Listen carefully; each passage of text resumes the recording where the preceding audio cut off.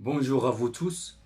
Aujourd'hui, on va aborder des exercices concernant la cinétique chimique, c'est-à-dire le suivi temporel d'une réaction, vitesse de la réaction, ou bien vitesse de réaction. Dans cet exercice, il faut savoir définir la vitesse volumique, trouver son expression pour déterminer sa valeur et déterminer graphiquement le temps de demi-réaction. Avant d'aborder l'exercice 1, on rappelle donc la définition de la vitesse volumique. La vitesse volumique d'une réaction est définie par 1 sur Vs dx sur dt. Vs, c'est le volume de la solution. Elle s'exprime en litres ou bien en mètres cubes. dx sur d de t, c'est la dérivée de l'avancement de la réaction par rapport au temps. Elle s'exprime en mol par seconde.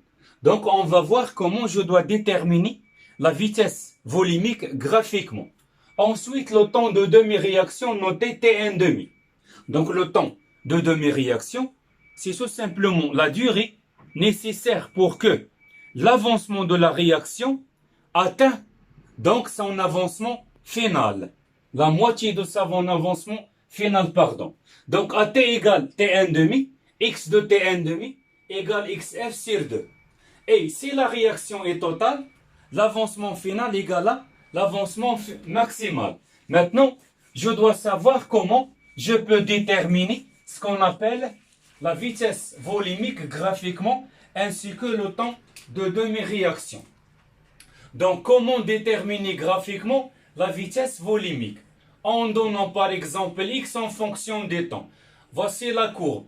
Et je vous demande de calculer donc ce qu'on appelle la vitesse volumique à l'instant T1. Donc V à l'instant T1.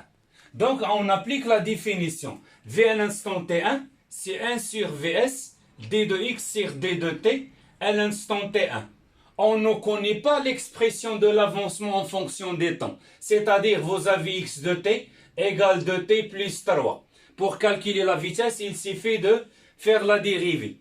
On a la courbe. Donc, qu'est-ce qu'elle représente? dx sur dt graphiquement. Donc, dx sur dt graphiquement représente le coefficient directeur de la tangente à l'instant t1. Voici la tangente. Ça, c'est la tangente t. Donc, à l'instant t1. Donc, dx sur dt représente le coefficient directeur. Donc, le coefficient directeur, c'est tout simplement delta x sur delta t.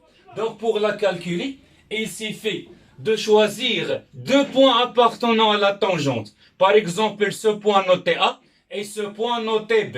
Donc, c'est xb moins xa sur tb moins ta.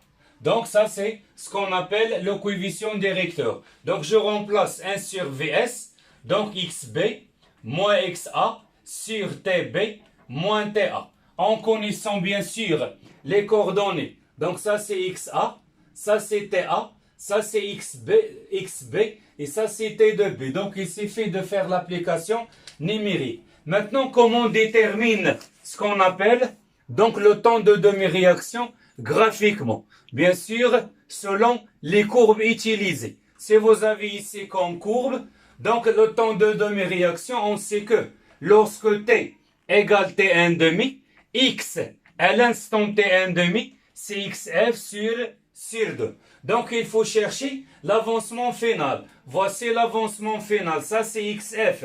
Donc, on le divise par 2. Donc, voici donc XF sur 2.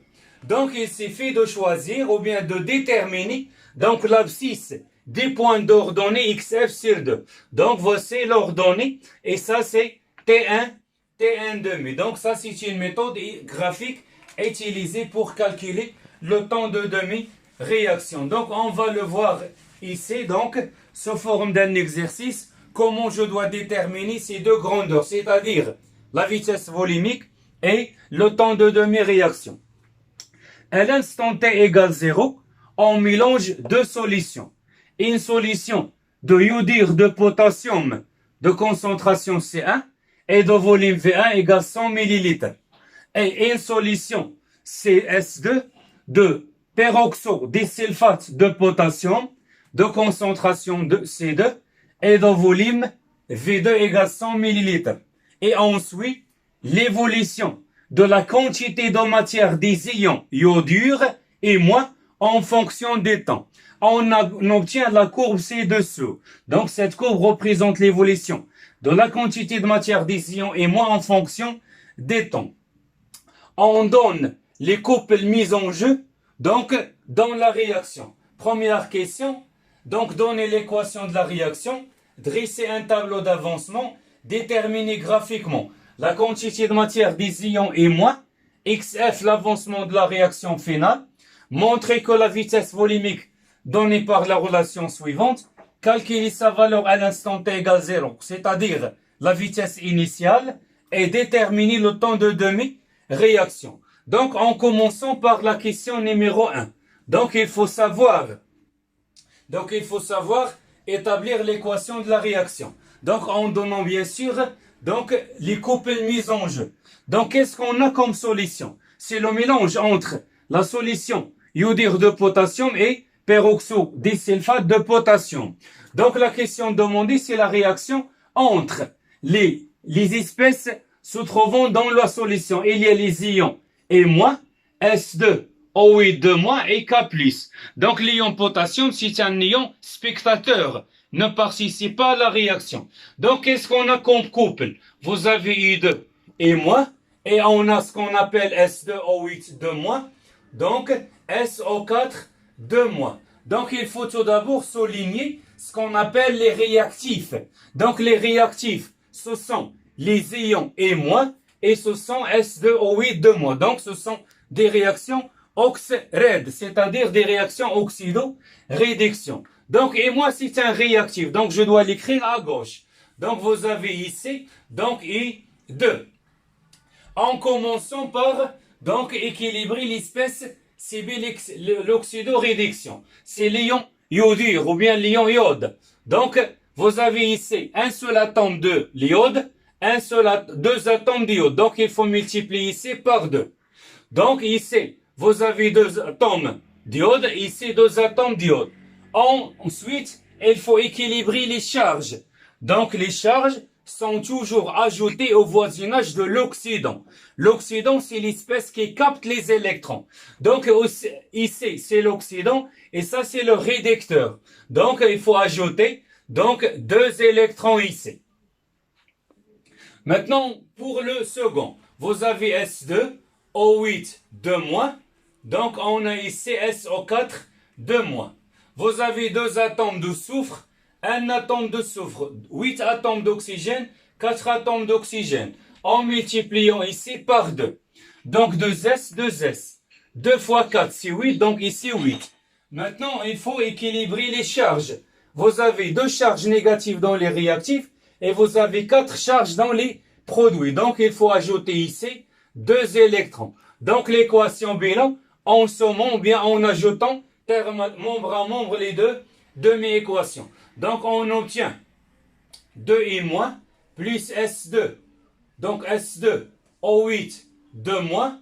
Donc, on obtient I2 plus 2 SO4 de moins. Ça, c'est l'équation bilan. Donc, il faut savoir trouver l'équation oxydo-réduction. Maintenant, on passe à la question de dresser un tableau d'avancement. Donc, le tableau d'avancement, c'est un tableau, bien sûr, des quantités de matière. Voici le tableau, donc, tableau d'avancement. Vous avez ici l'équation de la réaction. Donc, on a trouvé que 2i- plus S2O8 de moins, on obtient I2 plus SO4 de moins fois 2. Donc, à l'instant t égale, donc ici, c'est l'état, ici, c'est l'avancement. Donc, ici, c'est N en mol, la quantité de matière en mol. Donc, il y a 3 états. L'état initial, l'état en cours de réaction et l'état final. Donc, l'avancement à l'état initial 0, X, XF. Donc, il faut tout d'abord compléter ce tableau. À l'instant t égale 0, la quantité de matière des ions et moi, c'est C1 fois V1. C1 fois V1. Donc S2O8, c'est C2 fois V2. 0, 0. Donc ici, C1, V1, moins. Donc il ne faut pas oublier le coefficient stoichiométrique. C'est moins 2x. Ici, C2, V2 moins x. Ici, x, 2x. 2xf, 2xf, C2, V2 moins xf. Et ça, c'est C1, V1 moins 2x, xf. Donc, il faut toujours utiliser un tableau d'avancement, même si la question n'est pas demandée. Maintenant, déterminer graphiquement la quantité de matière initiale des ions et moi, ainsi que l'avancement final de la réaction. Voilà, donc on doit utiliser ce tableau d'avancement. Donc, graphiquement, troisième question, N0 de I-, c'est la quantité de matière initiale. La quantité de matière initiale des ions, donc I et moi. Donc d'après la courbe représente l'évolution des ions et moi en fonction du temps. À l'instant t égale 0, voici la quantité de matière. Donc d'après la courbe, donc N0 de I-, c'est tout simplement donc 5. Il ne faut pas oublier l'échelle utilisée. Donc fois 5 10 puissance moins 3 mol. Maintenant, il faut chercher XF. Cherchons XF, c'est-à-dire l'avancement de la réaction à l'état final. Pour ce faire, il suffit d'utiliser le tableau d'avancement. Donc, d'après le tableau d'avancement, qu'est-ce qu'on a? On a N final des ions et moi, c'est tout simplement C1 fois V1 moins, donc 2 fois XF. À partir de cette relation, on cherche ce qu'on appelle XF. Donc N final de I-, c'est la quantité de matière à l'état final. À l'état final, voici la quantité de matière. Donc c'est 1 fois 10 puissance moins 3. Donc implique, je vais déplacer XF de l'autre côté, donc 2XF égale C1 V1 moins N final des ions et moi. Et C1 fois V1 n'est que la quantité de matière des ions et moi à l'état initial, d'après le tableau d'avancement, moins N final de et moi. Donc ça c'est 2XF. Donc finalement on trouve la valeur de XF. Donc XF c'est tout ça divisé par 2. Donc qu'est-ce qu'on a? Donc finalement XF, c'est N0 de I-, moins N final de I-, divisé par 2. Donc qu'est-ce qu'on a comme valeur numérique? N0 de I-, c'est 5 fois 10 puissance moins 3. N final de I-, la quantité de matière à l'état final, c'est 1 fois 10 puissance moins 3 divisé par 2. Donc après tout calcul fait, donc 5 moins 1 divisé par 2, donc c'est 2 fois 10 puissance moins 3 mol. Et ça c'est donc ce qu'on appelle l'avancement final de la réaction. Voilà, maintenant on passe à la question 4. Donc la question 4, c'est trouver la relation reliant la vitesse volumique et la quantité de matière des ions et moi, en partant bien sûr de la définition. Donc, qu'est-ce qu'on a? Donc la question 4, montrons cette expression. Donc en partant bien sûr de la définition. On a V de T, c'est 1 sur Vs fois D de X sur D de T. Donc, Vs, c'est le volume des mélanges. dx sur dt à l'instant t, c'est la dérivée de l'avancement de la réaction en fonction des temps. Pour trouver cette relation, donc il faut relier l'avancement de la réaction avec la grandeur qui varie en fonction des temps. La grandeur varie en fonction des temps. Ici, c'est la quantité de matière. Donc, il faut chercher une relation entre X et la quantité de matière et moins. Bien sûr, en utilisant quoi? En utilisant le tableau d'avancement. Donc, cherchons une relation entre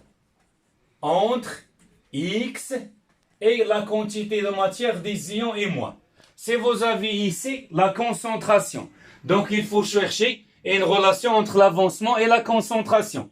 Si vous avez la courbe de sigma, la conductivité en fonction des temps, il faut toujours chercher une relation entre l'avancement et sigma. Donc en général, il faut chercher la relation reliant l'avancement de la réaction et la grandeur variable. Quantité de matière, concentration, conductivité, conductance, volume, pression, concentration, etc. Donc, pour ce faire, il faut utiliser toujours le tableau d'avancement. Donc, d'après le tableau d'avancement, on a la quantité de matière des ions et moi à l'instant T, c'est tout simplement C1, V1 d'après le tableau d'avancement, moins 2x. Et C1, V1, c'est N0 de et moins 2x. Donc N et moins. À partir de cette relation, donc je vais chercher X. Donc X, 2x égale N0, 2 et moins N, 2 et moins. Donc finalement, qu'est-ce qu'on a? Donc 2x, donc x de t égale N0, 2 et moins N de i sur 2. Ça, c'est l'expression de l'avancement. Maintenant, il faut remplacer x ici. Donc, qu'est-ce qu'on obtient? On obtient l'expression suivante. Donc, V de t égale 1 sur Vs fois d sur d de t de l'avancement. Et l'avancement, c'est N0 de et moins divisé par 2 moins xf, moins x, divisé par n de et moins, moins n de et moins divisé par 2. Donc, égale 1 sur Vs, facteur, la dérivée de N0 et moins sur 2. Donc, ça, c'est une constante. Donc, la dérivée d'une constante, c'est 0. Donc, il reste 0 moins la dérivée. Donc, c'est 1 sur 2, la dérivée de n et moins par rapport au temps. Donc, on obtient finalement V de t, c'est moins 1,5, 1 sur Vs fois d de n et moins sur d de t. Bien sûr, donc il faut ajouter ici un signe moins que j'ai oublié. Donc, qui est égal moins 1 sur 2Vs fois la dérivée de la quantité de matière des ions et moins sur d de t. Et ça, c'est la relation demandée. C'est la relation de la vitesse volumique en fonction de la quantité de matière. Et à partir de cette relation, je peux déterminer la valeur de la vitesse volumique à chaque instant, puisque on connaît la courbe d'évolution de la quantité de matière en fonction du temps.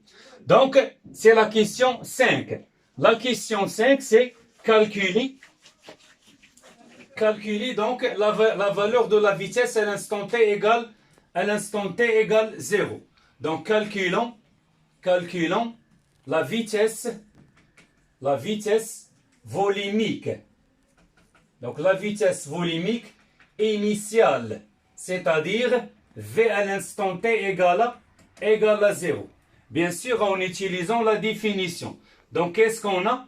On a V de t égale moins 1 sur 2Vs fois la dérivée de n et moins sur d de t. Et puisque on ne connaît pas l'expression de la fonction n en fonction des temps, on connaît seulement sa courbe. Donc, d de n sur d de t représente le coefficient directeur de la tangente de la courbe n est moins en fonction des temps à l'instant t. Donc cette courbe devient c'est 1 sur 2 vs fois la variation de n est moins sur delta de t. Donc maintenant il faut chercher donc sa valeur à l'instant t égale à 0. Donc v de 0 égale moins 1 sur 2 vs fois delta n. Donc pour déterminer delta n est moins sur delta de t, il suffit de choisir deux points appartenant à la tangente. Voici la tangente à l'instant t égale à 0. Je prends ce point et je prends aussi ce point. Donc qu'est-ce qu'on a? Donc je vais remplacer pour le premier point. Donc l'ordonnée c'est 5 fois 10 puissance moins 3. Donc ici 0. Le second point, son abscisse, c'est 2,5. 2,5. Son ordonnée c'est 0. Donc après tout calcul fait, donc on va trouver donc application numérique. Le volume bien sûr c'est le volume des mélanges. Le volume Vs c'est V1 plus V2. Donc c'est 200 millilitres. Donc application numérique 1 sur 2 fois 200 exposant moins 3. Je vais convertir le volume en litres fois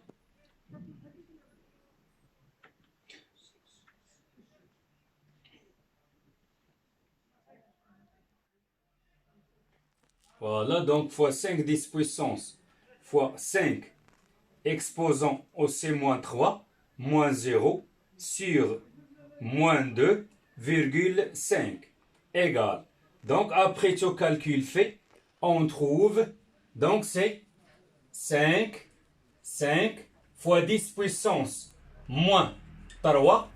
Donc 5 fois 10 puissance moins 3 mol litre moins 1 par minute, puisque donc l'axe des temps est représenté en minutes. Donc ça c'est la vitesse à l'instant t égale à 0. Donc maintenant on passe à la dernière question, c'est donc calculer le temps de demi-réaction. Donc le temps de demi-réaction est aussi déterminé à partir de la courbe. Donc t, calculons T1 demi. Donc pour déterminer le temps de demi-réaction, donc il faut faire attention. Donc selon bien sûr, selon quoi? Selon donc la grandeur qui varie en fonction des temps. Puisque vous avez ici la quantité de matière de M en fonction des temps, et pour déterminer T1 demi, donc il faut calculer, on calcule tout d'abord la quantité de matière des ions et moins à l'instant T1 demi. Si vous avez ici sigma, c'est-à-dire la conductivité, il faut calculer sigma 1 demi. Si vous avez la concentration, donc 1 demi, et ainsi de suite. Donc comment je dois calculer la quantité de matière des ions et moins à l'instant T1 demi? Bien sûr en utilisant donc le tableau d'avancement. Donc qu'est-ce qu'on a? On a N et moins égale N0 de et moins 2 fois X. Donc je vais remplacer T par T1 demi. Donc qu'est-ce qu'on obtient? Donc N et moins, donc N de et moins à l'instant T1 demi, c'est N0 de I moins 2 fois X à l'instant T1 demi. Donc j'ai remplacé T par T1 demi. Donc on obtient quoi? Donc qu'est-ce qu'on a? On a N0, donc c'est 5 10 puissance moins 3. Il faut chercher X T1 demi. Donc X T1 demi, c'est tout simplement, par définition, donc et moins 2. Donc c'est XF divisé par 2. Donc XF c'est donc l'avancement de la réaction à l'état final. Donc égal. Donc N est moins à l'instant T1 demi, c'est N0, 2 et moins, en simplifiant par 2, donc c'est XF. N0, 2 et moins, d'après la courbe, donc c'est 5 fois 10 puissance moins 3, moins XF, c'est l'avancement de la réaction à l'état final. Elle est déjà déterminée d'après la question 3. On a trouvé C2, 10 puissance moins 3. Donc, N est moins à l'instant T, N demi, 5 moins 2, donc c'est 3 10 puissance moins 3 mol. Donc, ça c'est la quantité de matière pour T1 demi. Donc, T1 demi est l'abscisse du point, d'ordonnée. D'ordonnée 3 10 puissance moins 3. Et voici 3 10 puissance moins 3. Donc, je fais la projection. Donc, la projection sur l'axe des abscisses. Donc, l'abscisse, c'est, donc, finalement, T1 demi. Donc, c'est, 1 minute. Le temps de demi-réaction nous permet de savoir à quel instant, donc, la réaction va s'arrêter. Donc, c'est au bout de 10 T1 demi.